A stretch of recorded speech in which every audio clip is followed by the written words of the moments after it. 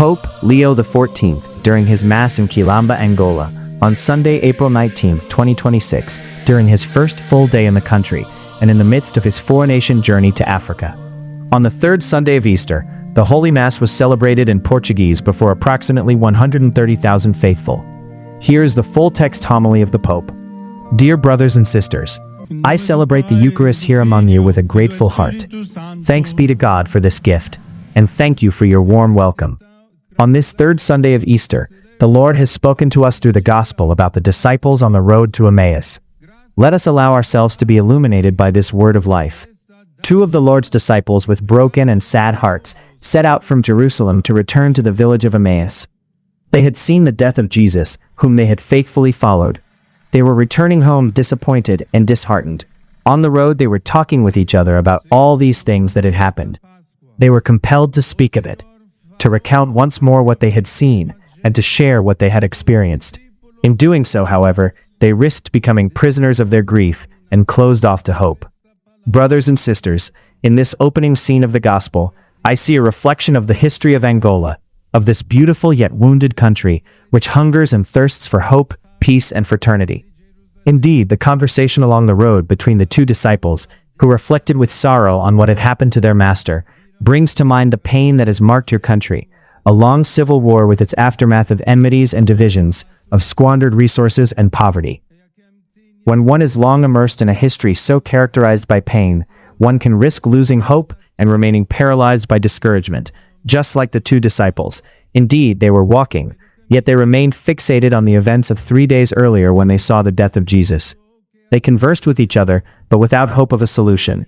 They continued to speak of what had happened, with the weariness of those who do not know how to start afresh, or whether it is even possible to do so. Dear friends, the good news of the Lord, even for us today, is precisely this. He is alive, He has risen, and He walks beside us as we journey along the path of suffering and bitterness, opening our eyes so that we may recognize His work and granting us the grace to start afresh and rebuild the future. The Lord walks alongside the two disappointed disciples who are running out of hope. As their traveling companion, He helps them to piece together the fragments of that story, to look beyond their pain, to discover that they are not alone on the journey and that a future, still inhabited by the God of love, awaits them. When He stops to dine with them, sits at the table and breaks the bread, then their eyes were opened and they recognized Him. Here too is the path laid out for us, for you, dear Angolan brothers and sisters, to begin anew. On the one hand, there is the certainty that the Lord accompanies us and has compassion on us, and on the other, the commitment that He asks from us. We experience the Lord's companionship above all in our relationship with Him, in prayer, in listening to His word that sets our hearts ablaze like it did to the hearts of the two disciples. This takes place especially in the celebration of the Eucharist. It is here that we encounter God. For this reason, we must always be vigilant regarding those forms of traditional religiosity that certainly belong to the roots of your culture, but at the same time risk confusing and mixing magical and superstitious elements that do not aid your spiritual journey. Remain faithful to what the Church teaches, trust your pastors, and keep your gaze fixed on Jesus, who reveals Himself in the Word and in the Eucharist. In both we experience that the risen Lord walks beside us, and united to Him, we too overcome the deaths that besiege us and live as those who have risen. This certainty that we are not alone on the journey includes a generous commitment on our part to soothe wounds and rekindle hope. Indeed, if the two disciples on the road to Emmaus recognized Jesus in the breaking of the bread, this means that we too must recognize Him in this way, not only in the Eucharist, but wherever there is a life that becomes like broken bread, wherever someone offers himself or herself as a gift of compassion like Him. The history of your country, the ongoing difficult consequences you endure, the social and economic problems, and the various forms of poverty call for the presence of a church that knows how to walk alongside you and how to heed the cry of its children. A church that with the light of the Word and the nourishment of the Eucharist knows how to rekindle lost hope.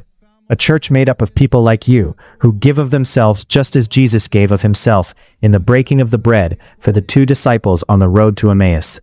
Angola needs bishops, priests, missionaries, men and women religious, and lay people who carry in their hearts the desire to break their own lives and give them to others, to commit themselves to mutual love and forgiveness, to build spaces of fraternity and peace, and to perform acts of compassion and solidarity towards those most in need. Through the grace of the risen Christ, we can become like this broken bread that transforms reality. Just as the Eucharist reminds us that we are one body and one spirit, united to the one Lord, so it is possible to build together a country where old divisions are overcome once and for all, where hatred and violence disappear, and where the scourge of corruption is healed by a new culture of justice and sharing. Only in this way will a promising future be possible, especially for the many young people who have lost hope. Brothers and sisters, today we need to look to the future with hope and to build the hope of the future. Do not be afraid to do so. The risen Jesus, who walks the path with you and breaks himself as bread for you, encourages you to be witnesses of his resurrection and protagonists of a new humanity and a new society. On this journey, dear friends, you can count on the Pope's closeness and prayers, but I too know I can count on you, and I thank you. I entrust you to the protection and intercession of the Virgin Mary, Our Lady of Muxima, that she may always sustain you in faith, hope, and charity. A benção de Deus Todo-Poderoso, Pai, Filho e Espírito Santo, desça sobre vós e permaneça para sempre.